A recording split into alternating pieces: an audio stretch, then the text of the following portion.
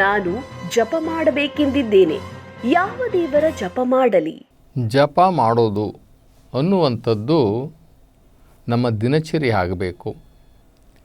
ಈ ಚಲಿಸುವ ಈ ಮನಸ್ಸನ್ನು ಹಿಡಿದಿಟ್ಕೊಳ್ಳೋದಕ್ಕೆ ಈ ಜಪ ಇದೆಯಲ್ಲ, ಇದು ಬಹಳ ಬಹಳ ಸಹಾಯ ಆಗುತ್ತೆ.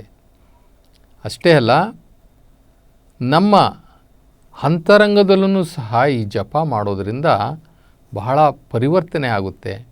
ನಮಗೆ ಅನಾವಶ್ಯವಾಗಿ ಯೋಚನೆಗಳು ಮಾಡುವಂಥದ್ದು, ಅನಾವಶ್ಯವಾಗಿ ಯಾವುದೋ ವಿಚಾರದಲ್ಲಿ ಯಾವುದೋ ನೆನಪುಗಳನ್ನು ತಗೊಂಡು ಅದರ ಬಗ್ಗೆ ಚಿಂತನೆ ಮಾಡುವಂಥದ್ದು ಇದು ತಪ್ಪುತ್ತೆ.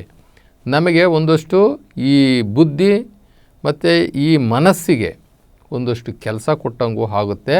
ಆದ್ದರಿಂದ ನಮಗೆ ಈ ಜಪ ಅಂತಕ್ಕಂಥದ್ದನ್ನು ನಾವು ಪ್ರತಿಯೊಬ್ಬರೂ ಕೂಡ ಅದನ್ನು ಅಳವಡಿಸ್ಕೊಂಡ್ರೆ ಬಹಳ ಒಳ್ಳೆಯದು. ಹಾಗಿದ್ರೆ ಯಾವ ದೇವರ ಜಪ ಮಾಡುವಂಥದ್ದು ಒಳ್ಳೆಯದು ಅನ್ನುವಂಥದ್ದು ಇದೆಯಲ್ಲ, ಇಲ್ಲಿ ನಮಗೆ ದೇವರ ಕಲ್ಪನೆಯೇ ಇಲ್ಲ.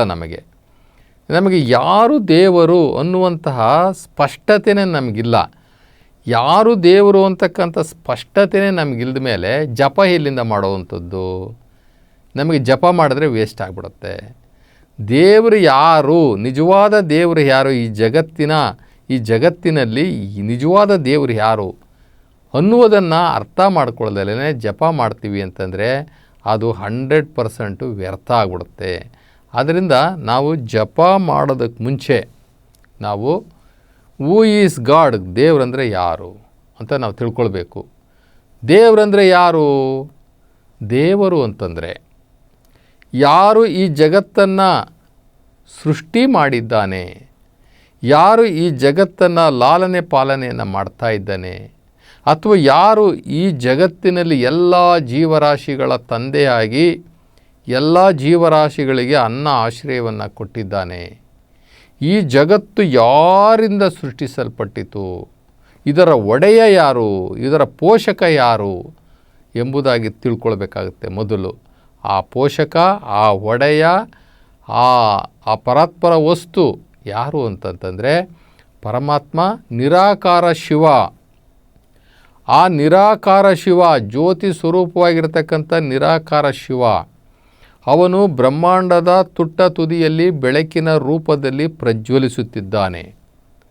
ಅಂತಹ ನಿರಾಕಾರ ಪರಮಾತ್ಮ ಶಿವನನ್ನು ಅರಿಯದೆ ನಾವು ಜಪ ಮಾಡ್ತೀವಿ, ತಪ ಮಾಡ್ತೀವಿ, ಪೂಜೆ ಮಾಡ್ತೀವಿ, ಯೋಗ ಮಾಡ್ತೀವಿ, ಅನೇಕ ರೀತಿಯ ದೇವರನ್ನು ಮೆಚ್ಚಿಸುವಂಥ ಕೆಲಸಗಳು ಮಾಡ್ತೀವಿ ಅಂತಂದರೆ ವ್ಯರ್ಥ ಆಗಿಬಿಡ್ತದೆ.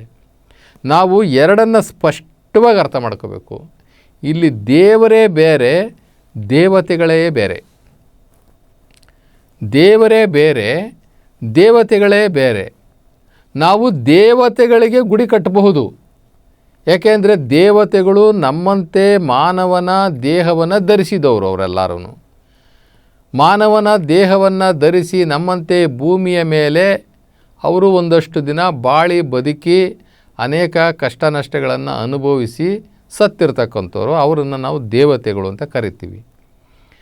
ಆ ದೇವತೆಗಳಿಗೆ ನಾವು ಗುಡಿನೂ ಕಟ್ತೀವಿ, ಆ ದೇವತೆಗಳಿಗೆ ನಾವು ನೈವೇದ್ಯನೂ ಸಹ ನಾವು ಕೊಡ್ತೀವಿ. ಆದರೆ ಆ ದೇವತೆಗಳು ಯಾರೂ ಕೂಡ ಈ ಜಗತ್ತಿನಲ್ಲಿ ಏನನ್ನೂ ಸೃಷ್ಟಿ ಮಾಡಿಲ್ಲ ಅನ್ನೋದನ್ನು ನಾವು ಸ್ಪಷ್ಟವಾಗಿ ಅರ್ಥ ಮಾಡ್ಕೋಬೇಕು. ಒಂದು ನೊಣವನ್ನು ಸಹ ದೇವತೆಗಳು ಸೃಷ್ಟಿ ಮಾಡಿಲ್ಲ, ಒಂದು ಹುಲ್ಲು ಕಡ್ಡಿಯನ್ನು ಸಹ ದೇವತೆಗಳು ಸೃಷ್ಟಿ ಮಾಡಿಲ್ಲ. ಆ ದೇವತೆಗಳು ಇಲ್ಲಿ ಬಂದು ಏನಾರ ಮಾಡಬೇಕು ಅಂತಂದ್ರೂ ಕೂಡ ಅದು ಆ ಶಿವನ ಆಜ್ಞೆಯಿಂದ ಮಾತ್ರ. ಆ ಶಿವನ ಆಜ್ಞೆ ಇಲ್ಲದಿದ್ದರೆ ಈ ಜಗತ್ತಲ್ಲಿ ಯಾರು ಒಬ್ಬರು ಏನೂ ಕೆಲಸ ಮಾಡೋಕ್ಕಾಗೋದಿಲ್ಲ. ಯಾವ ದೇವತೆನೇ ಆಗಿರಬಹುದು, ಆ ದೇವತೆಯೂ ಸಹ ಆ ನಿರಾಕಾರ ಶಿವನ ಶಕ್ತಿಗೆ ಒಳಪಟ್ಟು ಇದ್ದವೇ ಹೊರತು ಅವು ಸ್ವಯಂ ಆಗಿ ಏನೂ ಮಾಡಲಿಕ್ಕೆ ಸಾಧ್ಯವಿಲ್ಲ. ಯಾಕೆ ಅಂತಂದರೆ ಏಕೈಕನಾದ ನಿರಾಕಾರ ಪರಮಾತ್ಮ ಶಿವನ್ ಒಬ್ಬನೇ ಈ ಜಗತ್ತಿನ ಈ ಬ್ರಹ್ಮಾಂಡದ ಒಡೆಯನಾಗಿರೋದ್ರಿಂದ ಅವನದ್ದು ಬಿಟ್ಟು ಇನ್ಯಾರ್ದು ಏನೂ ನಡೆಯೋದಿಲ್ಲ. ಆದ್ದರಿಂದ ನಾವು ಜಪವನ್ನು ಮಾಡಬೇಕಾದ್ರೆ ಆ ನಿರಾಕಾರ ಶಿವನ ಹೆಸರಲ್ಲೇ ನಾವು ಜಪಗಳನ್ನು ಮಾಡಬೇಕು.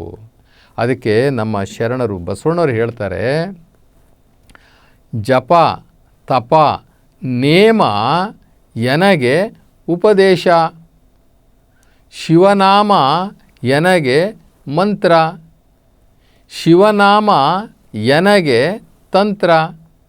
ಶಿವ ಕೂಡಲ ಸಂಗಮ ದೇವ, ನಿಮ್ಮ ನಾಮ ಎನಗೆ ಕಾಮಧೇನು. ಓಂ ನಮಃ ಶಿವಾಯ ಅನ್ನುವಂತಹ ಮಂತ್ರವೇ ಅತ್ಯಂತ ಶ್ರೇಷ್ಠವಾದಂಥ ಮಂತ್ರ. ನಾವು ಜಪ ಮಾಡಬೇಕು ಅಂತಂತಂದರೆ ಓಂ ನಮಃ ಶಿವಾಯ ಅನ್ನುವಂಥ ಮಂತ್ರವನ್ನು ಇಟ್ಟುಕೊಂಡ್ರೆ ಸಾಕು. ಸದಾ ಅವನು ಉಸಿರು ತಗೊಳ್ಳುವಾಗ ಉಸಿರು ಬಿಡುವಾಗ ಓಂ ನಮಃ ಶಿವಾಯ, ಓಂ ನಮಃ ಶಿವಾಯ, ಓಂ ನಮಃ ಶಿವಾಯ ಇದನ್ನು ಯಾವಾಗಲೂ ಹೇಳ್ತಾ ಇದ್ದರೆ ಮನಸ್ಸಿದೆಯಲ್ಲ, ಮನಸ್ಸಿನಲ್ಲಿರ್ತಕ್ಕಂಥ ಎಂಥ ಅವಗುಣಗಳು, ಎಂಥ ಕೆಟ್ಟ ಮನಸ್ಸು ಸಹ ಅದು ಶುದ್ಧಿ ಆಗಿಬಿಡ್ತದೆ. ನಮ್ಮ ಬುದ್ಧಿ ಅದು ಎಂಥ ಕೆಟ್ಟ ಬುದ್ಧಿಯವನೇ ಇರಲಿ, ಅಂಥ ಕೆಟ್ಟ ಬುದ್ಧಿಯವನು ಸಹ ಶುದ್ಧ ಬುದ್ಧಿಯವನಾಗಿಬಿಡ್ತಾನೆ. ಇನ್ನು ಶರೀರದಲ್ಲಿ ಯಾವುದೇ ಅವಗುಣಗಳಿರಲಿ, ಈ ಮಂತ್ರವನ್ನು ಜಪಿಸ್ತಾ ಜಪಿಸ್ತಾ ಜಪಿಸ್ತಾ ಜಪಿಸ್ತಾ ಈ ಶರೀರದಲ್ಲಿರ್ತಕ್ಕಂಥ ಎಲ್ಲ ಅವಗುಣಗಳು ಕೂಡ ಶುದ್ಧಿ ಆಗಿಬಿಡ್ತದೆ. ನಮ್ಮ ಇಂದ್ರಿಯಗಳೂ ಸಹ, ನಮ್ಮ ಇಂದ್ರಿಯಗಳಲ್ಲಿ ಅಡಗಿರ್ತಕ್ಕಂಥ ಪೂರ್ವಜನ್ಮದ ಪಾಪಗಳು ಮತ್ತು ಈ ಜನ್ಮದ ಮಾಡಿರ್ತಕ್ಕಂಥ ಎಲ್ಲ ಪಾಪಗಳೂ ಸಹ ಶುದ್ಧಿ ಆಗಿಬಿಡ್ತವೆ. ಓಂ ನಮಃ ಶಿವಾಯ ಅನ್ನುವಂತಹ ಮಂತ್ರವನ್ನು ಒಂದನ್ನು ಹಿಡ್ಕೊಂಡ್ರೆ ಸಾಕು. ಬಸವಣ್ಣವ್ರು ಹೇಳ್ತಾರೆ, ಓಂ ನಮಃ ಶಿವಾಯ ಅನ್ನುವಂತಹ ಮಂತ್ರವನ್ನು ಮೀರಲಾಗದೆ ನಿಂತವು ಶಾಸ್ತ್ರಗಳು, ಪುರಾಣಗಳು, ತರ್ಕಗಳು, ವೇದಗಳು, ಆಗಮಗಳು ಅಂತ ಹೇಳ್ತಾರೆ. ಅಂದರೆ ಇದಕ್ಕೆ ಸರಿಸಮಾನವಾದ ಓಂ ನಮಃ ಶಿವಾಯ ಅನ್ನುವಂತಹ ಮಂತ್ರಕ್ಕೆ ಸರಿಸಮಾನವಾದ ಮಂತ್ರ ಮತ್ತೊಂದಿಲ್ಲ ಅಂತ ಹೇಳ್ತಾರೆ. ನಾವು ಈ ದೇವತೆಗಳ ಹೆಸರಲ್ಲಿ ಏನಾದರೂ ಮಂತ್ರಗಳನ್ನು ಮಾಡಿಕೊಂಡು ನಾವು ಅದನ್ನು ಜಪ ಅಂತ ಮಾಡಿದ್ರೆ ಏನೂ ಪ್ರಯೋಜನ ಆಗೋದಿಲ್ಲ. ಯಾಕೆಂದರೆ ಹುಟ್ಟಿ ಸತ್ತವರು ಯಾರೂ ದೇವರಾಗಕ್ಕೆ ಸಾಧ್ಯ ಇಲ್ಲ. ಹುಟ್ಟಿ ಸತ್ತವರು ದೇವರು ಆಗೋದಿಲ್ಲ, ಅವರು ದೇವತೆಗಳಷ್ಟೇ. ದೇವತೆಗಳ ಕೈನಲ್ಲಿ ಯಾವ ವರನೂ ಕೊಡೋಕ್ಕಾಗೋದಿಲ್ಲ. ಅವರೆಲ್ಲರೂ ಕೂಡ ನಿರಾಕಾರ ಶಿವನ ಆ ಕಂಟ್ರೋಲ್ನಲ್ಲೇ ಇರಬೇಕೇ ಹೊರತು ಅವ್ರಿಗೂ ಸಹ ಇಲ್ಲಿ ಸ್ವಯಂ ಸ್ವತಂತ್ರ ಇಲ್ಲ. ಆದ್ದರಿಂದ ನಾವು ಹುಟ್ಟಿ ಸತ್ತವರ ಹೆಸರಿನಲ್ಲಿ ಮಂತ್ರ ಬೇಡ, ದೇವತೆಗಳ ಹೆಸರಲ್ಲಿ ಮಂತ್ರ ಬೇಡ. ಆ ನಿರಾಕಾರ ಶಿವನೇ ಏಕೈಕನು, ಅವನು ಶಾಶ್ವತನು. ಅವನು ಈ ಜಗತ್ತು ಹುಟ್ಟಲಿ, ಈ ಜಗತ್ತು ಸಾಯಲಿ, ನಾವೆಷ್ಟೋ ಜನ ಹಿಂದೆ ಸತ್ತಿದ್ದಾರೆ, ಈಗಿದ್ದೀವಿ, ಮುಂದೆ ಸಾಯ್ತೀವಿ, ಮುಂದೆ ಎಷ್ಟೋ ಜನ ಹುಟ್ಟಕ್ಕಿದ್ದಾರೆ, ರೆಡಿ ಇದ್ದಾರೆ. ಇವ್ರನ್ನೆಲ್ಲರನ್ನೂ ಹುಟ್ಟಿ ಸಾಯಿಸಿ ತಾನೊಬ್ಬನೇ ಶಾಶ್ವತವಾಗಿರ್ತಾನಲ್ಲ, ತಾನೊಬ್ಬನೇ ಏನು ಆಲ್ಮೈಟಿ ಸುಪ್ರೀಂ ಗಾಡ್ ಆಗಿರ್ತಾನಲ್ಲ, ಅವನ ಹೆಸರು ಓಂ ನಮಃ ಶಿವಾಯ ಅನ್ನುವಂತಹ ಮಂತ್ರದಲ್ಲಿ ಅವನನ್ನು ನಾವು ಮೆಚ್ಚಿಸ್ಕೊಳ್ಬಹುದು. ಏ ಶಿವನೇ, ನಾನು ನಿನಗೆ ಶರಣಾಗಿದ್ದೇನೆ, ನಾನು ನಿನಗೆ ಶರಣಾಗಿದ್ದೇನೆ, ನಾನು ಏಕೈಕನಾದ ನಿನ್ನನ್ನು ನಾನು ಒಪ್ಪಿಕೊಂಡಿದ್ದೇನೆ, ನನಗೆ ನೀನಲ್ಲದೆ ಅನ್ಯ ದೇವರುಗಳಿಲ್ಲ ಅನ್ನುವಂತಹ ವಿಚಾರವನ್ನು ನಾವು ನಮ್ಮಲ್ಲಿ ಸ್ಪಷ್ಟೀಕರಣ ಮಾಡೋದ್ರ ಮುಖಾಂತರ ಅವನಿಗೆ ನಾವು ಸರೆಂಡರ್ ಆಗಬೇಕು. ಆ ಸರೆಂಡರ್ ಆಗುವಂಥ ಮಂತ್ರ ಯಾವುದು ಅಂತಂದರೆ ಓಂ ನಮಃ ಶಿವಾಯ. ಆದ್ದರಿಂದ ನಾವೆಲ್ಲರೂ ಕೂಡ ಓಂ ನಮಃ ಶಿವಾಯ ಅಂತಕ್ಕಂಥ ಮಂತ್ರವನ್ನು ಪ್ರತಿ ಕ್ಷಣ ಎಲ್ಲೊಂದು ಸ್ವಲ್ಪ ಟೈಮ್ ಸಿಗ್ತಾ ಓಂ ನಮಃ ಶಿವಾಯ, ಓಂ ನಮಃ ಶಿವಾಯ, ಓಂ ನಮಃ ಶಿವಾಯ. ನಾವೇನಾರ ಕೆಲಸ ಮಾಡ್ತಾಯಿದ್ರೂ ಸಹ ನಮ್ಮ ಮನಸ್ಸು ಅದು ಹೇಳ್ಕೊಳ್ತಾ ಇರಲಿ ಓಂ ನಮಃ ಶಿವಾಯ, ಅದ್ರ ಪಾಡಿಗೆ ಅದು ಹೇಳ್ಕೊಳ್ತಾ ಇರಲಿ, ನಾವು ಕೆಲಸ ಮಾಡ್ತಾ ಇರೋಣ. ಆ ದೇವರ ನೆನಪಿನಲ್ಲಿ ಮಾಡುವಂತಹ ಕೆಲಸಗಳು ಅತ್ಯಂತ ಶ್ರೇಷ್ಠವಾದ ಪವಿತ್ರವಾದಂಥ ಕೆಲಸಗಳೇ ಆಗಿರ್ತವೆ. ಆದ್ದರಿಂದ ಓಂ ನಮಃ ಶಿವಾಯ ಅಂತಕ್ಕಂಥ ಮಂತ್ರವು ನಮಗೆ ಜಪ ಮಾಡಲಿಕ್ಕೆ ಅತ್ಯುತ್ತಮವಾದಂಥ ಮಂತ್ರ.